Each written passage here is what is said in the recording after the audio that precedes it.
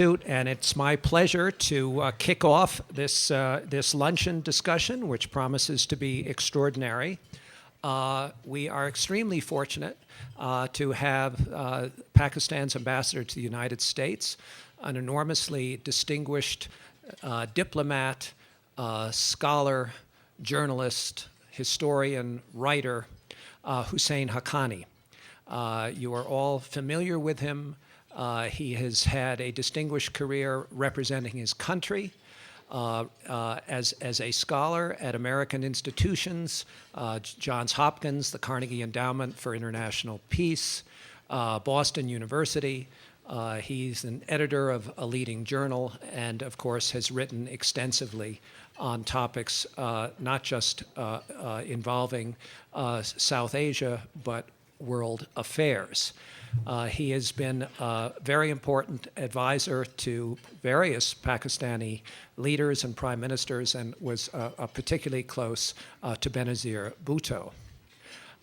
Leading him in discussion before we open it up to everyone else is our very distinguished friend from Time magazine, Massimo Calabresi, who has had just about every position one can have as a journalist there, diplomatic assignments, White House assignments, State Department assignments, and of course he was singularly involved and responsible and for much of the reporting after 9/11 that Time magazine won many awards for.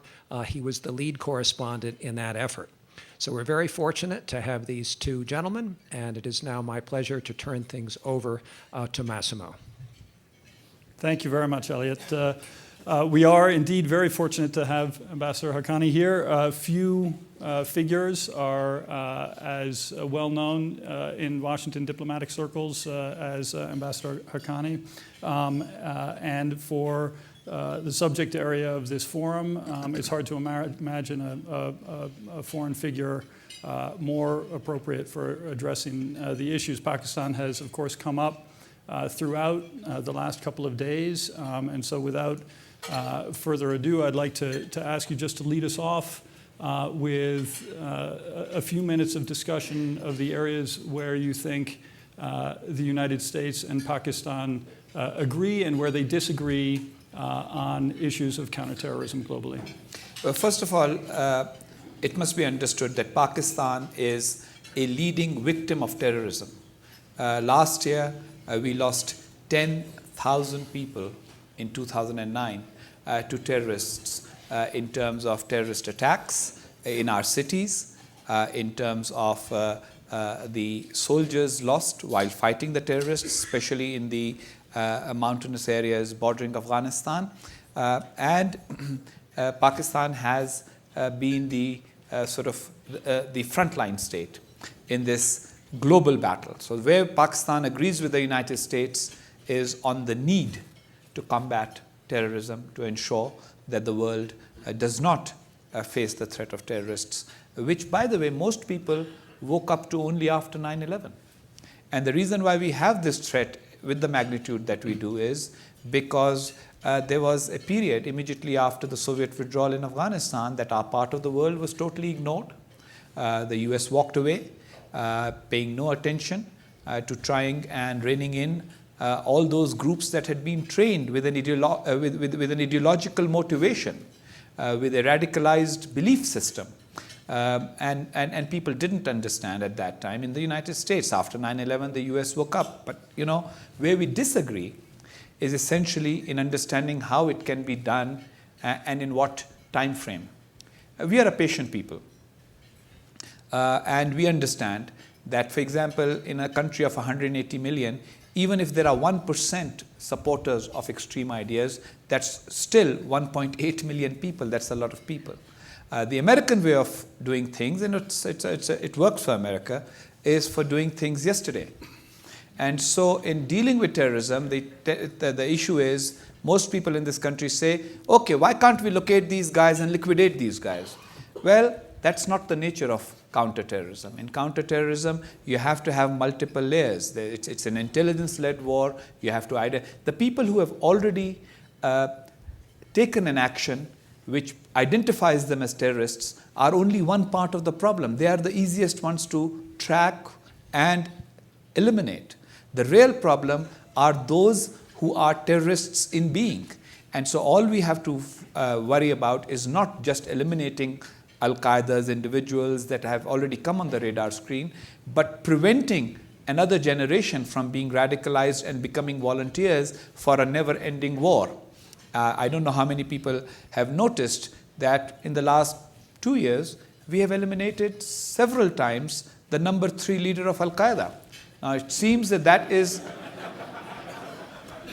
people with a serious problem of unemployment should consider that that may be the easiest job to get, because after all the guys who've been eliminated, they still managed to find it next number 3. So what Pakistan wants is a comprehensive approach. We don't want just the kinetic approach of eliminating the terrorists, but also countering radical ideology, ensuring that the socio-economic environment is not conducive to finding more terrorists, and for changing and transforming our region and the relationships in our region. The Afghanistan-Pakistan dynamic, the Pakistan-India dynamic, all of them need to be looked at.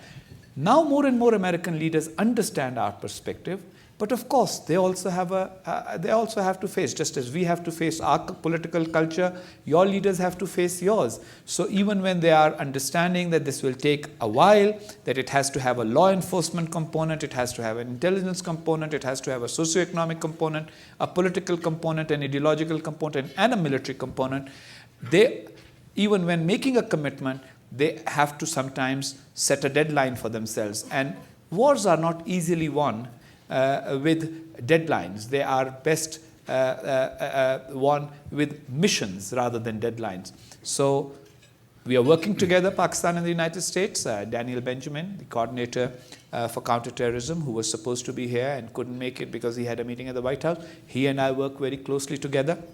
He's going to lead an American team next week in Islamabad for the meeting of the counterterrorism working group that we have set up, to be able to come up with countering radical ideology and the civilian means of ensuring that we have the law enforcement and intelligence apparatus that alerts us to potential terrorists before they can actually engage in terrorism. Your answer lays out, I think, perfectly the enormity of the challenge. We really are talking about in trying to address and get control of the terrorism threat out of the region. We really are talking about generational cultural changes that need to take place, and I hope that we can spend the next hour unpacking a little bit the different elements there.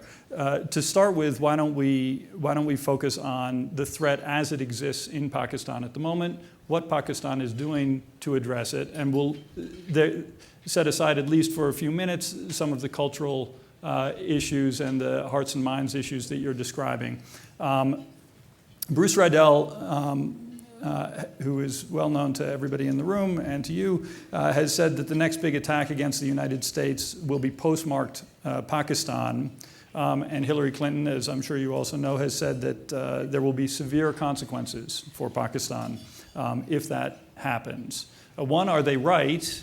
And 2, what do you think they mean, and what have they asked you to do about it? I think that what Mr. Riedel and Secretary Clinton, based of course on different sort of levels of access to current intelligence, are saying is that when the war in Afghanistan began after 9/11, Al-Qaeda, which at that time was ensconced in Kabul, kind of dispersed. And when it dispersed, it went into the mountainous redoubts in both Afghanistan and Pakistan. Now we have a belt along the Pakistan-Afghan border. First of all, it's a very long border. It's more than 2,600 kilometers long. Now I know I should have said that in miles, but somebody here will be smart enough to figure it out, I'm sure. So that's a very long border, and it's a very porous border. Pakistan has now put in place 820 military posts along its side of the border. We are expecting our partners on the Afghan side to put in more posts as well. our partners on the Afghan side being the United States, NATO, and Afghanistan, or the fledgling Afghan government. So they have only about 120 at the moment. But unless and until we can have a hammer and anvil in which whenever they are operating against the terrorists on the Afghan side, as the hammer and we are the anvil, and when we are operating against them, we are the hammer and the US NATO forces are the anvil, that border cannot be fully controlled. So that's the area where it is believed that Al-Qaeda's major leaders kind of move back and forth. And when they say it will be postmarked Pakistan, or which we dispute, but what they essentially are saying is that just as 9/11 was plotted sitting in Kabul, if there is evidence that there's the next attack was plotted somewhere in territory that is technically under Pakistani sovereignty, then there will be clamor in the United States. We understand that.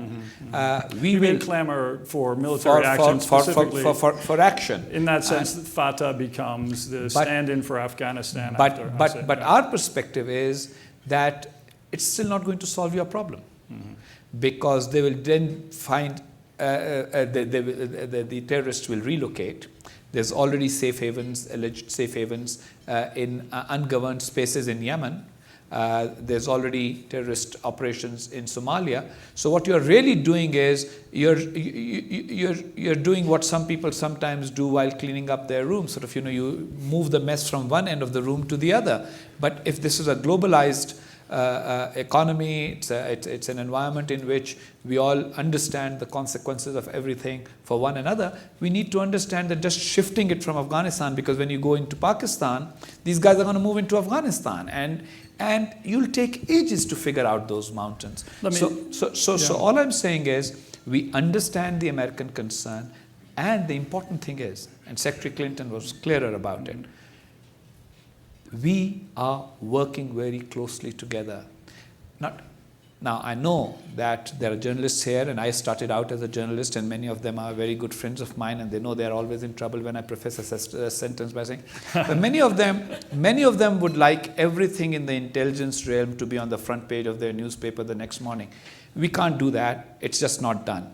Fact of the matter is that this recent Times Square case, American officials will tell you that the cooperation between Pakistan and the United States on this particular case was not less than 100% working together. So we are forging that cooperation. Now, we have had a difficult relationship. Don't forget that Pakistan and the US have had a difficult relationship. Pakistan has at different times been the most allied ally of the United States, and at other times been the most sanctioned ally of the United States. That continues. Now, let me just, while we're driving past just check a couple of numbers that have been thrown out over the last couple of days. Mr. Leiter said this morning that he believes there are more than 300 members of Al-Qaeda in Pakistan. Is that your estimation? Just to establish some. Well, on Al-Qaeda, we usually defer to American assessments because they are much more focused, have been focused on them for a longer time. But I would just say that sometimes the number can be misleading. It's not just Al-Qaeda. It's not a card-carrying organization in the traditional sense. It's not a linear organization. Al-Qaeda is now an idea. It is now a network of franchises. Anybody who hates the United States, hates the modern world, wants to recreate a utopia in the name of Islam, and wants to do it through violent means. There are those who want to do it through non-violent means, but those who want to do through violent means ends up becoming loosely affiliated with this loose network and franchise organization. Mullen also said earlier, 2 days ago, that the leadership is definitively there. It sounds as if you agree. Secretary Clinton has, of course, famously said that elements within Pakistani government know the location of Osama bin Laden. Do you think that that's accurate? Actually, she didn't say that. What she said was that she finds it difficult to believe that elements in the Pakistani government wouldn't know. So she's a well-trained lawyer. Look, if we knew where Osama bin Laden was, or the top leadership of Al-Qaeda was, it would make our life so much easier by giving them up, because, we really do not need the mess we have. We want to get back to being a normal democratic country. We ended up with almost a decade of dictatorship under Musharraf, simply because of 9/11 and the fact that the Bush administration chose to totally back Musharraf, even though he had lost popular support in Pakistan. We have had an election. We have a government. People will say that the government has its weaknesses and its flaws, and I would agree with that, because most democratic governments have their weaknesses and flaws everywhere in the world. And so, but we are moving towards democracy. We are changing things. We are increasing our allocations for education and healthcare. We are trying to make peace with India. And so we would like nothing better than to have Al-Qaeda out of our region completely. And so would the Afghans. Using your definition of Al-Qaeda, which I found intriguing, it seems that there might be many like-minded groups that U.S. officials would be worried about in Pakistan. They are worried about them. Pakistani Taliban, which is, as you intimated, took responsibility for the Times Square attack. LET, I'd like to drill the You mean the foiled attack? The foiled. Well, it wasn't foiled so much as failed, but yes, the Lashkar-e-Taiba, some other groups that I'd like to talk with you a little bit about now. The Pakistani Taliban, can you give us a definition from your perspective of what you think that group is, what its relations with the groups of greatest concern for the U.S. are, and where there are differences in defining? Well, first of all, we must understand that most of them, in their essential worldview, have a lot of similarity. Yeah. The difference is about who is your first. It's like, in the good old days of communism, different sets of Marxists had different kind of ideological priorities. The Trotskyists wanted global revolution all at the same time. The Stalinists wanted it in Russia first. And the Maoists wanted sort of China to be the, et cetera, et cetera. So it's one of those, I've always visualized, and I don't know if there's somebody creative enough to pick up on this, and this is just an aside to make some lighter conversation in what is becoming a very heavy discussion. Anybody remember the movie, the Monty Python movie, Life of Brian? Sometimes, sometimes an Islamist version of that needs to be made, with what are these distinctions among these people.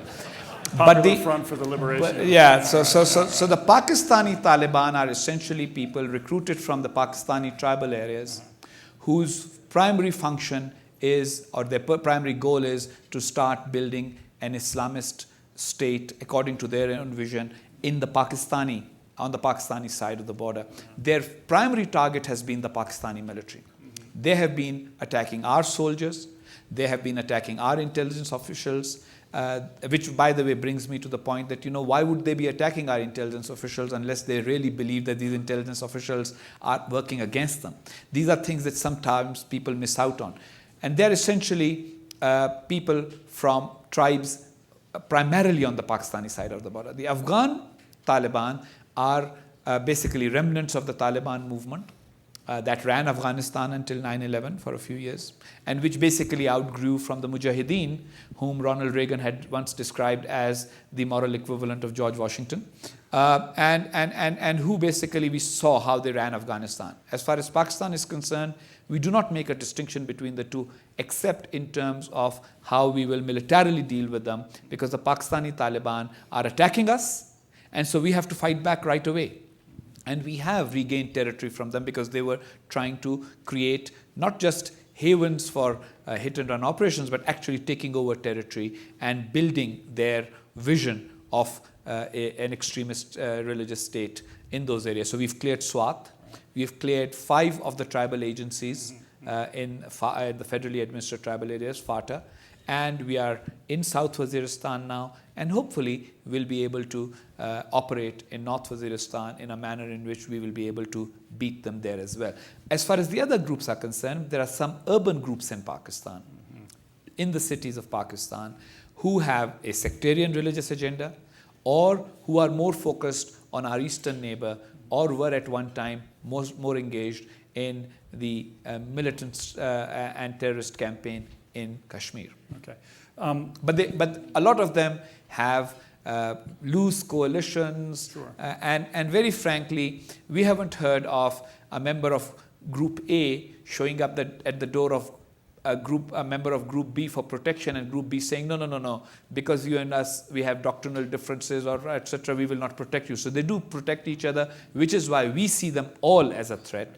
But it's only a question of the sequencing of whom we should fight first that we disagree about. Just sometimes. to underscore for people who may not appreciate the level of Pakistan's consideration of this threat, there is also a strain within the Pakistani Taliban that it considers itself a sort of Pashtun nationalist, and in some way wants to secede fully from Pakistan and form its own Pashtun Islamic State or Islamic Emirate. Right. That's right. So just to briefly on that, because it's not widely known that this is in fact a sort of an ethnic division as well. Well, let me just say that look, for example, in South Waziristan, the literacy rate for men is 17%, for women it's 3%. So we are looking at a society at a very different stage of its evolution. And in societies such as that, it becomes tribal, it becomes ethnic, it becomes religious sectarian, because their worldview is very narrow. And we have to contend with all of that. The problem that we sometimes run into is we are dealing with counterparts who are sort of dealing with our intricacies of our tribal, ethnic, political, sort of multi-layered, complex societies, and they're sort of trying to tell us to deal with them as you would with a political problem in Cook County, Illinois. Let me jump to Lashkar-e-Taiba. They were responsible, as many will know, for the attack in Mumbai that killed 6 American citizens. The U.S. government views them increasingly as a threat to the U.S., and yet they also view them as not a wholly controlled, but certainly an intertwined element of the Pakistani intelligence services. Bluntly, is Pakistan playing a double game here with Lashkar-e-Taiba? I think what is happening is that Pakistan is a society and a country and a state in transition. We have brought a lot of change since democratic elections in 2008. And it's just that the word of that transformation and transition is slow to travel both within our state structure and externally. I think that as far as the state of Pakistan is concerned, we are we are not making and do not intend to make distinctions between any terrorist group, whatever its proclaimed agenda. As far as the Mumbai terrorist attacks are concerned, if you recall, as soon as the individuals were identified, they were arrested. They are under trial right now, actually. The trials have been delayed, haven't they? The trial gets delayed because we have an independent judiciary. You spoke about Secretary Clinton being a good lawyer. Sometimes good lawyers have to contend with bad judges, and so we have a judiciary that is a lot more considerate sometimes. The impression from the Americans may be that this is being slowed intentionally by the government. Is that right? I think that's an impression that we hope to disprove over time. Okay. We do intend to bring these people not only to trial, but to try and secure convictions against them. As a democratic or a newly democratic country, we certainly do not want to resort to arbitrariness. Furthermore, it's very interesting. On the one hand, you have our American friends who tell us, you're not doing enough, and the trials are proceeding too slowly. Now, on the other hand, there are others, who will come around and tell me, especially in the U.S. Congress, you're not following all sort of rules and regulations and laws of battle and et cetera, in pursuing these guys. You have to protect their human rights. And so I find myself, sometimes dealing with Congressman A legislating to punish my country for not going after the terrorists, and Congressman B legislating to punish my government or my military forces for using force in violation of international codes and norms. And it's not very easy. It's a juggling act, and I assure you, it's not very comfortable to pursue on a daily basis. I want to follow up one other thing on Lashkar-e-Taiba before we move on. Mullen also said when he spoke here the other day that they were active in the West and that they are in fact targeting Afghanistan. Is it your understanding that LET is active in Afghanistan targeting the U.S.? The United States has shared considerable intelligence with us on the matter. Our intelligence service and U.S. intelligence are working closely on this subject. There are things being worked upon as we speak. And all I will say is that Pakistan will act against any group that targets Pakistanis, any of our neighbors, or any of our allies around the world through terrorism. No distinction will be made. And as far as the intelligence, specific intelligence about specific groups is concerned, I think we are improving the sharing of that intelligence. We are also improving the training of our intelligence officers with your intelligence people. It's just that we don't like discussing all those intelligence matters in public in that much detail. But let me just say that the US has shared intelligence about Lashkar-e-Taiba with us, and we will act upon all intelligence that is actionable. One more kinetic or sort of force-oriented question before we move on from Pakistan. The drone strikes have been cited repeatedly over the last couple of days as one of the great victories for counterterrorism over the course of the Obama administration. They are up now, according to the Brookings Institution, to about 8 strikes on average per month, and civilian casualties associated with those strikes, again, according to Brookings, down to 5%. Is that a level that can be sustained politically, given the success that those strikes are bringing to the counterterrorism effort?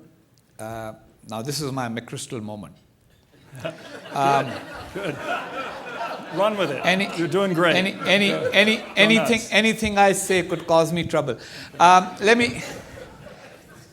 Let me just say that Pakistan has never said that we do not like the elimination of terrorists through Predator drones.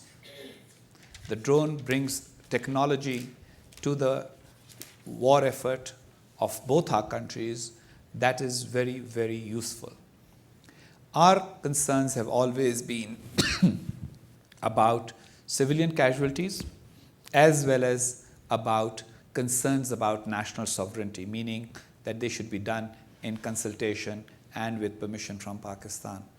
And I think that as far as those concerns are being dealt with, we are moving forward in what is essentially a success that is not just, sometimes what I feel like is we are partners who are doing things in which one partner takes all the credit and the other one gets all the blame.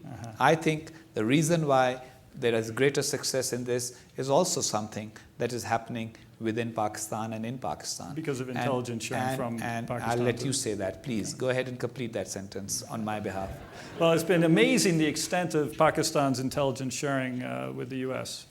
So, that said, what we would really like is for Pakistan to have its own UAV, unmanned aerial vehicle capability provided by the United States, and we are working on building that. I'm sure Admiral Mullen spoke of that or alluded to that, and if he didn't, he might have.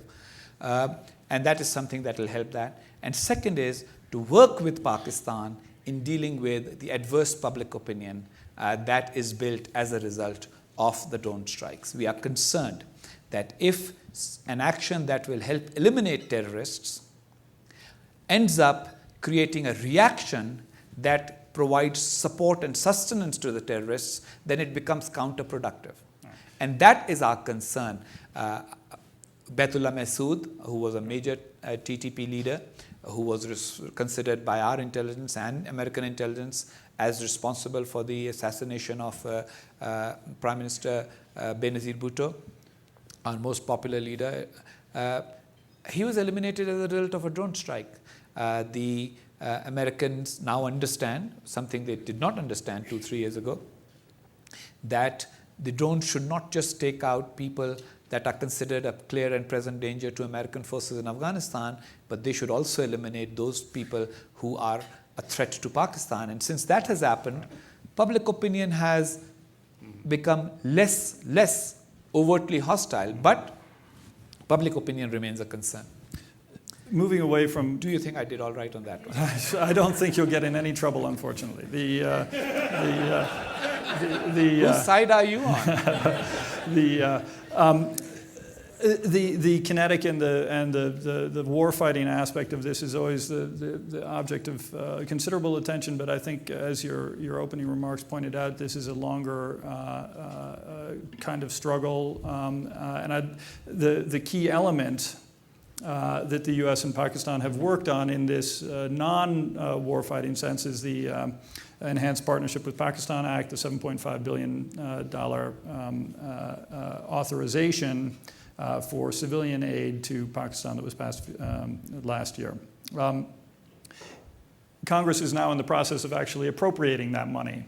And I hope you'll excuse my returning to my role as a congressional correspondent. That is a difficult process. Few ambassadors have mastered the Hill as well as you have. Give us an update of where that process is. How is the U.S. actually following through on delivering that money? And then we'll get to questions that the U.S. has about how Pakistan is. You know, I came to the United States as somebody who considered himself an Americophile, you know, which is not a term in the Webster Dictionary from what I know. Anglophile is, Francophile is, Americophile isn't. And so I know a lot about American history and the American congressional history. And I'm very fond of that institution, but sometimes I wonder whether the two greatest mysteries in the world are not the mystery of creation of the universe and the US Congress and its workings.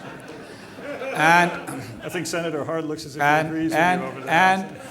And sometimes, I mean, here's this package which is supposed to reassure Pakistanis that, and Senator Kerry, who is admired in Pakistan, by the way, and at a time when American approval ratings in Pakistan, when people are asked, do you approve or disapprove of the United States? Only 17% say they approve of the United States. Even at that time, people like John Kerry and consider him a friend of Pakistan for moving this legislation with the support of Senator Lugar for authorizing $1.5 billion that will go for education, healthcare, infrastructure, and providing electricity to our villages. All things that will help the people and therefore make them more positively disposed towards the United States and less willing. You know, everybody who gets a job is less likely to go and offer himself as a suicide bomber. There's no direct connection, there's no causal relationship. Osama bin Laden is pretty rich and still is a terrorist. But by and large, the foot soldiers are much easier to recruit from amongst the poor and the dispossessed than from amongst those who think they have a future. So this is a great idea. Now comes appropriation stage. And a lot of the appropriations with typical sort of, sometimes people want them to conform to very specific criteria. Let's build schools in such and such area. But by the way, when we are building schools, we should have, although the original legislation says that most of it should be spent through Pakistanis and Pakistani companies, but there is always the person who holds things up in the house or somewhere and says, but you know what, my state has this great company that will be able to build these schools much better than anything else. So it becomes a much more complex process. And it's very difficult for us to explain to people back home that this money that they thought was an act of generosity on part of the United States is going to arrive much later because other equally generous or less generous Americans in the American Congress want to put more strings and make more complex the add earmarks and stuff like that to the appropriations process. On the American, that said, I think we are moving in a good direction right now. Mm-hmm. The administration is backing plans that are essentially Pakistan-centered, and that will benefit our people. And very frankly, if more and more villages in Pakistan are lit up as a result of American largesse, it'll be very difficult for everybody in Pakistan to continue with the narrative that America is not our friend and hates us and they don't care about us. We saw that happening in Iraq, by the way. I mean, remember the time when Iraqis couldn't understand why America the mighty couldn't provide electricity to them 24/7? Well, guess what? Once the electricity problem was fixed, anti-Americanism in Iraq subsided considerably. So I think there is potential here, and I hope that Congress will continue to work with us in moving things in the right direction. The American side, and we will move on to Afghanistan, which we need to cover in some depth, but the American side is concerned about the Pakistani government's ability to appropriately use this money. ICG, the International Crisis Group, had a report recently that said, decades of mismanagement, political manipulation, and corruption have rendered Pakistan's civil service incapable of providing effective governance and basic public services. Is the U.S. throwing its money down the toilet? No, it's not throwing its money down the toilet. I think American money will actually help overcome these problems. If our government's capacity is reduced, what do? You help build that capacity. You don't use that as an argument for not making the effort. Very frankly, it's a bit like some of those analytical reports that used to come out within the United States about state such and such's performance indicators are poor. Well, the answer to that in America always used to be, let's try and help them improve their performance indicators rather than use those poor performance indicators as an excuse for not doing anything. Fair enough. Moving on to Afghanistan. It is hard to look at the papers these days and not get the impression that the war is going really very badly. Is the U.S. losing the war in Afghanistan? The United States has not lost the war in Afghanistan. The United States has not sufficiently fought in Afghanistan, if you recall. I mean, very frankly, in my days in journalism, we weren't that it wasn't the era of Google, etc. It was simple old newspaper clippings. You sometimes looked at the old clippings to try and get context for the new ones. Well, very frankly, a lot of the people who are saying the war is going badly, it's over, were saying about 3 or 4 years ago, we haven't really fought the war in Afghanistan because we've devoted all our energies to Iraq. So here's how we see it in Pakistan. We would like Afghanistan to become a stable state.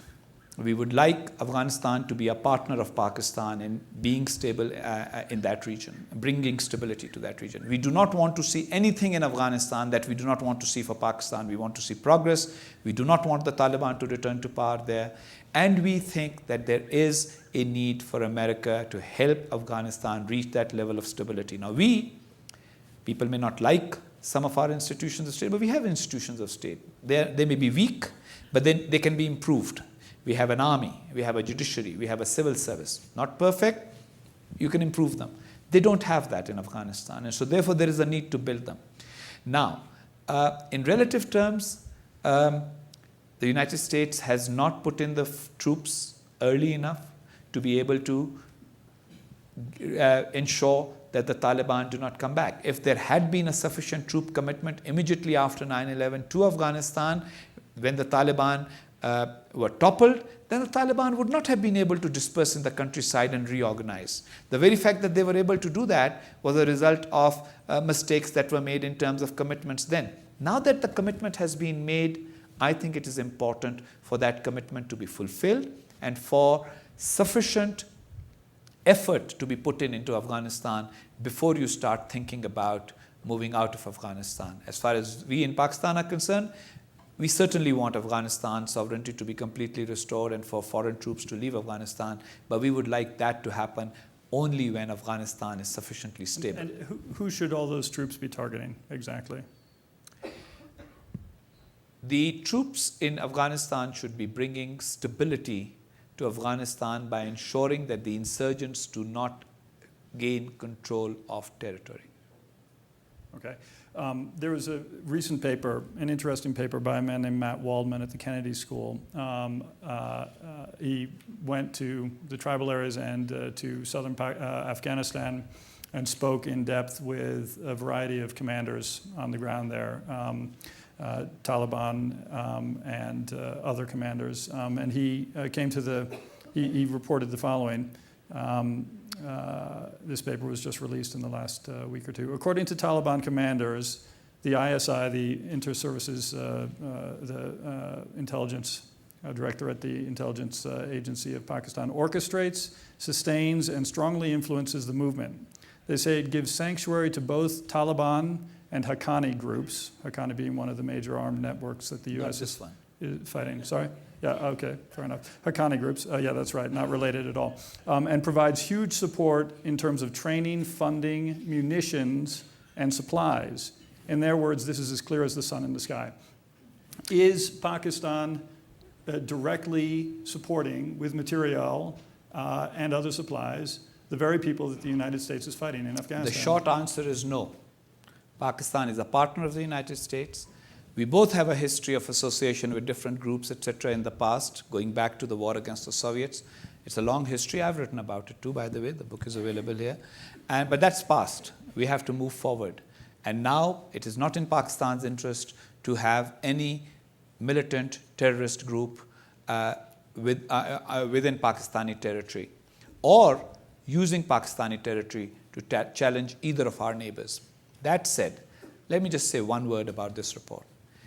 It is implied in it, in fact, it's stated in it, that the Taliban are Pakistani intelligence's puppets.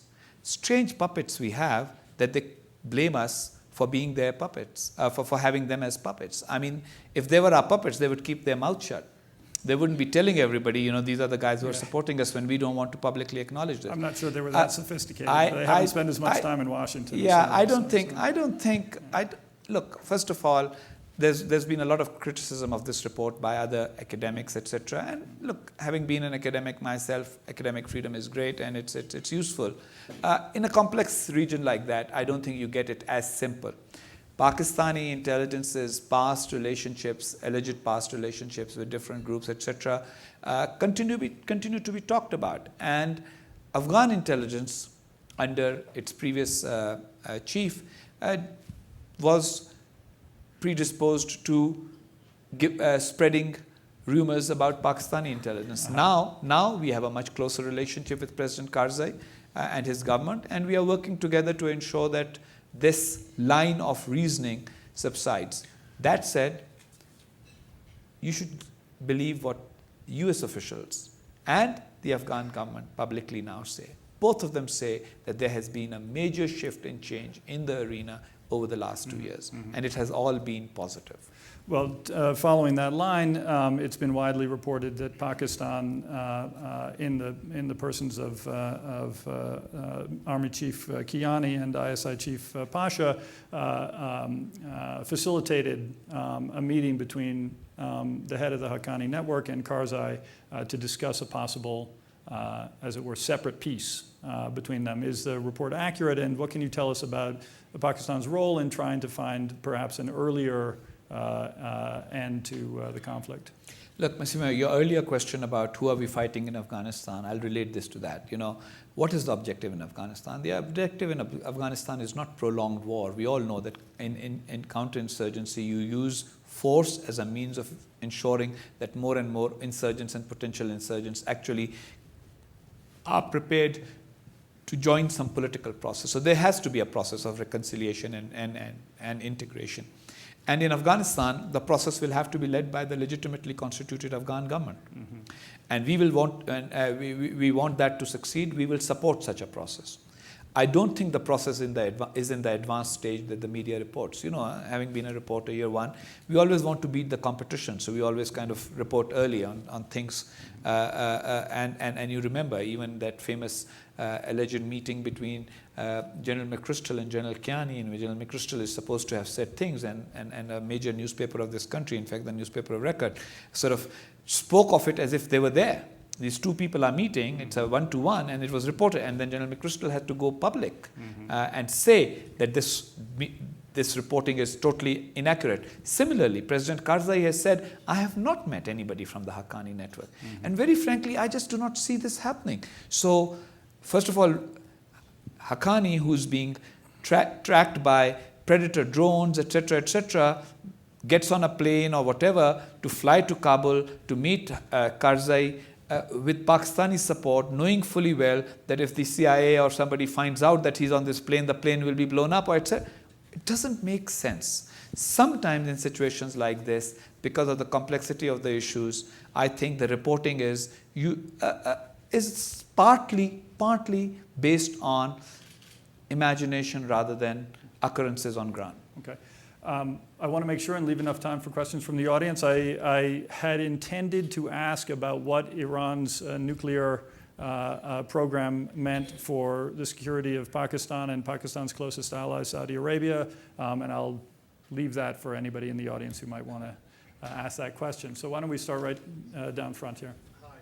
Hi, wait a moment for the mic, please, and identify yourself. Thank you. Hi, I'm Ira Rosen with 60 Minutes. When I was last there with Steve Croft about 4 years ago, we interviewed General Safdar Hussain, who was in charge of the front at the time, and he said it wasn't a primary mission to capture bin Laden. That was not high on his priority list. And President Musharraf said that, in fact, bin Laden was more popular than the United States, and that if he would be captured in Pakistan, it would create domestic problems for him. And at the time, he also told us that there was a plan that if by chance he was captured, he would be, say, found later on to have been captured in Afghanistan to help him with domestic issues. Has any of that changed in the last 4 years? Well, if you're asking, has public opinion in Pakistan changed? Yes, it has. Pakistani public opinion is now overwhelmingly anti-bin Laden, partly because the elected leadership in Pakistan communicated to the people of Pakistan how this was a challenge to our way of life. President Zardari and Prime Minister Gilani reframed the issue and said, we are not, Musharraf always said that this is a war that we have to fight for America's sake. President Zardari and Prime Minister Gilani have taken the position that this is our war and we are fighting it for our own sake with American help. Secondly, if you notice, since your last visit there, Pakistan has sent troops into Swat, regained that territory. Pakistan has fought in 5 of the 7 tribal areas and in South Waziristan. And our troops have gone and have major military successes. And we intend to continue to fight elsewhere. We have been able to work out arrangements between the US military and our military in terms of the hammer and anvil approach. Things have changed considerably. And Pakistani public opinion is still not pro-American, but it is very anti-bin Laden and very anti-Taliban. Given that it was pro-bin Laden, pro-Taliban and anti-American under Musharraf, and now is only anti-American, I think we've made progress. Way in the back in the red shirt, please, right behind you. Yep. The mic's not on.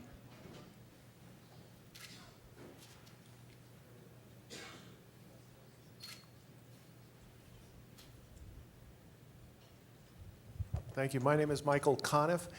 And in reading about your country, Mr. Ambassador, one thing that I took away from it is that there is the government and the military and the intelligence services, and they all seem to have potentially different agendas. When you speak about, Pakistan, my assumption is you're talking about the government, the people of Pakistan. But to what degree is the military and the intelligence service, to what degree do they act as independent forces within your country and within these conflicts we've been talking about? Pakistan has had 4 military coups, and so there is that legacy, which is what makes everybody think. But we have a different situation. For the first time, the international community has made it very clear that they would not want a military coup in Pakistan. This is not 1977, this is not 1999. I think it's very clear. Our own military leadership has reached the conclusion that it is not in the interest of the military as an institution, as a professional institution, or in the interest of Pakistan for the military to get entangled in politics. In the last 2 years, we have seen our military distance itself from politics very methodically. General Ashfaq Parvez Kiani has focused the energies of the military on purely professional military matters. The intelligence service also. Look, this country's own history, let's not forget. There was a time when there were people in the Central Intelligence Agency who thought the Bay of Pigs was a great idea, or sending exploding cigars to Fidel Castro was the means of ensuring America's security. So intelligence people make mistakes, and that's behind us. Right now, we are still working. It's a work in progress. So I may be here 2 years from now and say, oh God, by the way, that work in progress I talked about failed and we are back to something else. That's a different matter. But right now, we are working at trying to bring all our institutions of state on the same page. And basically, the theme is that Pakistan has not been served well by embracing radical ideas, that Pakistan needs to go back to being a modern, moderate, Islamic democratic state. Islam will remain part of our ethos because we are Muslims, but that it need not be imposed on people like General Zia-ul Haq, the military dictator, did in the late 70s and throughout the 80s, and that we need to become part of the world rather than a problem for the world. We want good relations with Afghanistan. We are working on a transit trade agreement that hasn't been worked out for 45 years. We are on the verge of having that agreement. We are working with India. Yes, Mumbai was a setback, but the day the Mumbai tragedy occurred, our foreign minister had just landed in Delhi to pursue negotiations. And since then, we've worked very hard at bringing both sides back to the table. In fact, the Indian Home Minister was in Pakistan recently, and we have now agreed with India to try and create a South Asian mechanism for police exchanges like Interpol, so like a South Asian Interpol, which will be a new, unique thing. So we are on the verge of transforming our relationships and our attitudes. The reason why you had all these problems in the past was because of different ideological perspectives on what it meant to be a Pakistani. Now we are very clear we are Pakistanis because of our allegiance to our constitution and our commitment to democracy in our country.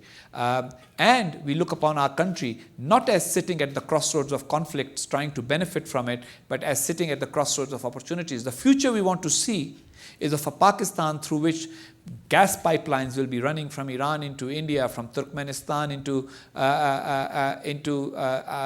South Asia, from trade from South Asia into Central Asia, becoming a nation not of militants and terrorists, but a nation of entrepreneurs. And that is what the goal is. And the Pakistani army, the Pakistani intelligence service, and the elected leadership all are pursuing the same goal, although, of course, given the nature of every institution and the process of change, it's easier for politicians to change their stance than it is for intelligence operatives.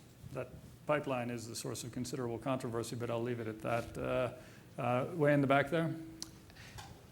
Let me just say, it's a source of controversy at this particular point. I see what you're saying. I'm the talking future. about the long-term future. Right, and right. at this point, the controversy, not all controversies Last forever. last forever. Hi, Ken Delanian with the Los Angeles Times. Mr. Ambassador, you just appeared to acknowledge the Pakistani government's cooperation in the drone strikes. Earlier today, Michael Leiter was talking obliquely about those strikes without explicitly acknowledging a covert program. Can you spell out why this can't be explicitly acknowledged and why it can't be more in the open to assuage the concerns of the international community that there's a lack of accountability on targeting and things like that? Well, I'm not a US citizen, or I would have pleaded the fifth. Point is, I'm really not a lawyer to understand the legal intricacies of it all. And I have not said explicitly, so you can't report tomorrow morning, Pakistani ambassador acknowledges Pakistan. No, all I've said is that this is something that brings certain positive results that Pakistan has never denied, the positive aspect of. As far as the legalities of it all are concerned, they're just too intricate for me to be able to comment on. And I was not trained as a lawyer. I have been briefed by lawyers on it. And I still, to be absolutely honest, after I finish my job as ambassador, I intend to go back to teaching. And one of the courses I intend to teach is in the use of candor in diplomacy. And so I will candidly tell you, I just don't understand the legal intricacies and the complexities of it. My understanding has to do with potential legal liabilities, etc., and all those kinds of things. But it's one of those things. That's all. That's as far as I can go, even with my prospective course in candor in diplomacy as a major goal down the road. Right here in the middle, blue jacket. Yeah. Gosh, have I been talking too much? No, no, not at all. In fact, Clark said we could go a little bit Hi, over. if we want Rick to. Ozzie Nelson from the Center for Strategic International Studies. Back to the tribal areas, you talked about the military action, but you also suggested that military action alone won't be sufficient to bring about the peace. What initiatives is Pakistan undertaking to improve governance in the federal administered tribal areas so that there won't be a continual problem?